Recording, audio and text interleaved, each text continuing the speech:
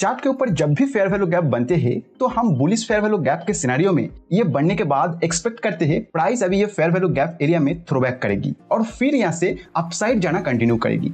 और bearish fair value gap के scenario में एक्सपेक्ट करते हैं प्राइस अभी ये फेयर वैल्यू गैप एरिया में फुल बैक करेगी और फिर से यहाँ से डाउन साइड मूव को कंटिन्यू रखेगी। बट रियल चार्ट में जब ये बनते हैं तो वहां हमें सीन कुछ अलग ही देखने को मिलते हैं। कभी फेयर वैल्यू गैप एरिया बनने के बाद प्राइस वहां थ्रोबैक करके फिर ऊपर जाते हैं और कभी फेयर वैल्यू गैप एरिया बनने के बाद बिना प्राइस एरिया में थ्रोबैक किए ही ऊपर चलते चले जाते हैं। और कभी कभी तो ये फेयर वैल्यू गैप एरिया बनने के बाद भी प्राइस उसे ब्रेक करके नीचे आ जाती है। तो रियल चार्ट में अगर फेयर वैल्यू गैप बनने के बाद इतने सारे प्राइस रिएक्शन आ रहे हैं तो उसमें ट्रेड करने में हमें बहुत ही दिक्कत का सामना करना पड़ेगा। बट कोई ट्रेडर को अगर ये पता लग जाए कि किस टाइप का फेयर वैल्यू गैप बनने के बाद प्राइस क्या रिएक्शन करेगी तो उन्हें इसे ट्रेड करने में बहुत आसान हो जाएगा। जैसे ये आईटीडी सीमेंटेशन स्टॉक का 1 डे टाइम फ्रेम चार्ट पर 15 नवंबर 2023 ये एक फेयर वैल्यू गैप क्रिएट होते हैं और इसे देख के कोई ट्रेडर अगर ये आइडेंटिफाई कर पाते हैं कि प्राइस अभी ये फेयर वैल्यू गैप एरिया तक अभी थ्रोबैक करने का चांस बहुत कम है और यहीं से ये ऊपर जाने का चांस ज्यादा है तो वो यहाँ वेट ना करके अभी बाई कर लेते और इसके बाद जो अच्छा अप मूव आए हुए थे वहां से वो प्रॉफिट कर लेते। और अभी यहाँ निफ्टी 50 30 अप्रैल 2024 5 मिनट चार्ट पर अब देखो ये फेयर वैल्यू गैप क्रिएट होने के बाद अगर कोई ट्रेडर को ये पता लग जाता कि प्राइस यहाँ से अभी फेयर वैल्यू गैप एरिया को भी ब्रेक करके नीचे जाने का चांस बहुत ज्यादा है तो वो यहाँ कोई पोजीशन नहीं बनाते और इसके बाद जो डाउनफॉल आया उससे वो बच जाता। तो बेसिकली ये वीडियो देखने के बाद आप फेयर वैल्यू गैप एरिया को एक अलग नजरिया से देखना शुरू करेंगे जो आपके ट्रेडिंग को प्रॉफिटेबल बनाने में काफी हद तक मदद करेगा। मैं आपको रियल चार्ट का एग्जांपल लेकर इस कंसेप्ट को इन डिटेल समझाऊंगा और लास्ट में बिल्कुल बिगिनर ट्रेडर्स के लिए एक बोनस पॉइंट भी बताऊंगा जिससे वो भी इस कंसेप्ट को आसानी से अपने ट्रेडिंग में यूज कर पाएंगे। वीडियो के अंत तक अगर आपको लगे कि कुछ खास सीखने को ना मिला हो तो वीडियो को डिसलाइक करके चले जाना। तो चलिए बिना देरी के वीडियो को शुरू किया जाए। तो देखिए इस कंसेप्ट को समझने के लिए फेयर वैल्यू गैप दो टाइप्स के होते हैं, एक bullish fair value gap and second bearish fair value gap. Bullish fair value gap में 3 कैंडल्स होते हैं। फर्स्ट एंड थर्ड कैंडल का कलर मैटर नहीं करता, ये किसी भी कलर का हो सकता है बट सेकेंड कैंडल एक बुलिश कैंडल होना ही चाहिए और जो थोड़ा कंपैरेटिवली बड़ा और बायर के कंट्रोल में होना चाहिए। एंड फर्स्ट कैंडल का हाई और थर्ड कैंडल का लो के बीच एक गैप होना चाहिए और यही है फेयर वैल्यू गैप।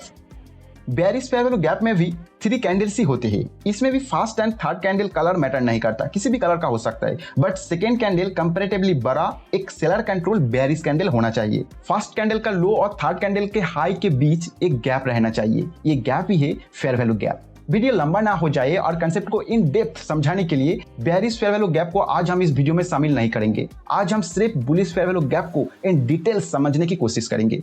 ये 3 कैंडल मिलके बन रहा है फेयर वैल्यू गैप। इसमें से थर्ड वाला कैंडल का बनने का टाइप देख के हम हमारा ट्रेडिंग प्लान को चेंज करेंगे।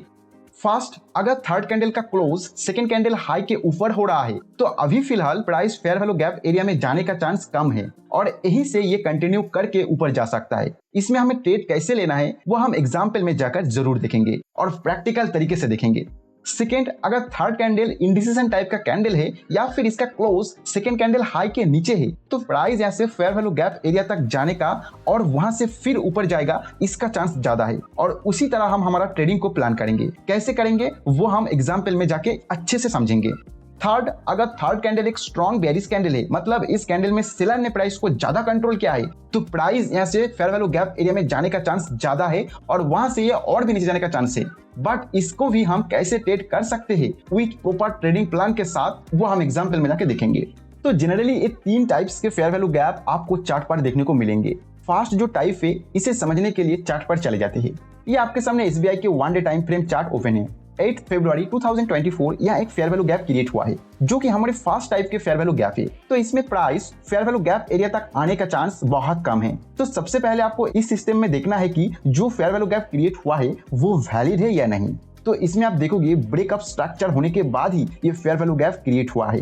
तो ये फेयर वैल्यू गैप एक वैलिड फेयर वैल्यू गैप है। अगर आपको समझ नहीं आ रहा है ये ब्रेकअप स्ट्रक्चर क्या है और क्या सकता है तो इसके लिए आपको रिसेंट प्राइस एक्शन को स्टडी करके ये डिसीजन लेना है। तो यहाँ आप देखोगे काफी टाइम कंसोलिडेशन करने के बाद प्राइस इस रेजिस्टेंस को ब्रेकआउट किया है और ब्रेकआउट करने से पहले एक पोल एंड फ्लैग पैटर्न का फॉर्मेशन भी हमें यहाँ देखने को मिला है, जो कि एक बहुत ही पॉजिटिव इंडिकेशन है। बट प्राइस एक्शन के हिसाब से हमारा बाय सिग्नल ये कैंडल क्लोज होते ही जनरेट हो चुका था, लेकिन क्योंकि यहाँ हम फेयर वैल्यू गैप के अकॉर्डिंग ट्रेड करने जा रहे हैं तो ये फेयर वैल्यू गैप क्रिएट होने के बाद ही कुछ डिसीजन लेंगे।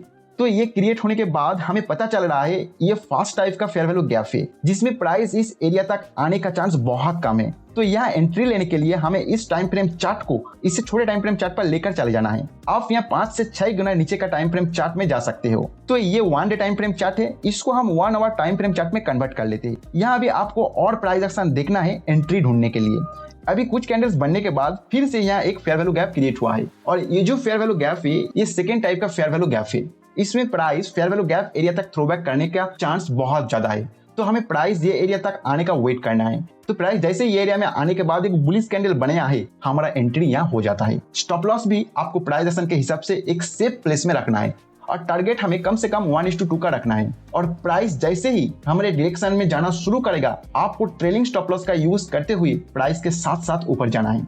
1:2 का टारगेट हिट हो जाने पर आप एग्जिट कर सकते हो, और अगर प्राइस के ऊपर कंट्रोल बायर्स का ज्यादा दिखाई दे रहा है तो आप ट्रेलिंग स्टॉप लॉस के साथ और भी ऊपर जा सकते हैं। अभी हम second type fair value gap का एग्जांपल देख लेते हैं। ये जो कैंडल आपके सामने है ये बैंक निफ्टी 5 मार्च 2024 30 मिनट टाइम फ्रेम चार्ट है। यहाँ पे एक फेयर वैल्यू गैप क्रिएट हुआ है। सबसे पहले हमें देखना है फेयर वैल्यू गैप वैलिड है कि नहीं। तो यहाँ साफ साफ दिखाई दे रहा है ब्रेक ऑफ स्ट्रक्चर क्रिएट होने के बाद ही ये फेयर वैल्यू गैप क्रिएट हुआ है, तो ये एक वैलिड फेयर वैल्यू गैप है। अभी हमें देखना है प्राइस एक्शन के हिसाब से यहाँ बाय किया जा सकता है या नहीं। तो यहाँ आप देखोगे प्राइस बहुत ही स्ट्रांग ऊपर आने के बाद प्रीवियस ये रेजिस्टेंस एरिया को ब्रेकआउट किया है। अभी उसी रेजिस्टेंस के ऊपर सपोर्ट लेती हुई कुछ टाइम कंसोलिडेशन भी किया, तो चार्ट पैटर्न के हिसाब से एक पोल एंड फ्लैग पैटर्न भी बनते हुए हमें यहाँ दिख रहा है।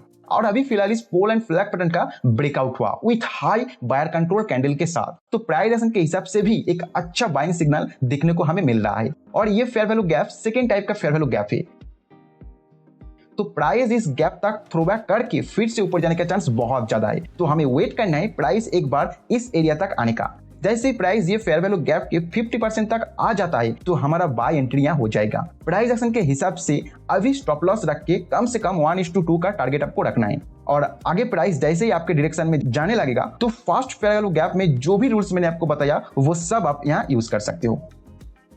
अभी हम थर्ड टाइप के फेयर वैल्यू गैप एरिया को देखेंगे। ये जो चार्ट आपके सामने ओपन है ये जी एंटरटेनमेंट 11 अगस्त 2023 का 1 डे टाइम फ्रेम चार्ट है। इसमें थर्ड टाइप का फेयर वैल्यू गैप क्रिएट हुआ है और ये फेयर वैल्यू गैप एक वैलिड है एंड प्राइस एक्शन के अकॉर्डिंग यहाँ बाय सिग्नल भी जनरेट हुआ है। लेकिन प्राइस एक्शन के अकॉर्डिंग ही ये प्राइस बहुत ही स्ट्रेच हो चुका है, तो फिलहाल यहाँ बाय नहीं करना चाहिए। प्राइस अगर फेयर वैल्यू गैप एरिया तक आ रहे हैं तो ही हम बाय करने के लिए सोचेंगे, बट क्योंकि ये एक थर्ड टाइप का फेयर वैल्यू गैप है तो प्राइस इस फेयर वैल्यू गैप एरिया से भी नीचे जाने का चांस बहुत ज्यादा है। तो हम बहुत ही सोच समझ के इसमें ट्रेड करेंगे। इसमें पहले प्राइस को फेयर वैल्यू गैप तक आने देना है, फिर इसी एरिया में ही प्राइस एक्शन के अकॉर्डिंग एक स्ट्रॉन्ग बाय सिग्नल जनरेट होना चाहिए जिसमें वॉल्यूम भी प्राइस को सपोर्ट कर रहा है। याद रखिए ये बाय सिग्नल बहुत ही स्ट्रांग होना चाहिए। अभी जहां पे बाय सिग्नल जनरेट हुआ है वो पॉइंट अगर फेयर वैल्यू गैप कैंडल के हाई से नीचे है तो वहां से आपको एक ट्रेंड लाइन खींच लेना है और फिलहाल आपका टारगेट जो है वो यहां तक आपको कंसीडर करना है। अभी स्टॉप लॉस लगाने के लिए आपको इस 1 डे टाइम फ्रेम को 1 आवर टाइम फ्रेम में कन्वर्ट कर लेना है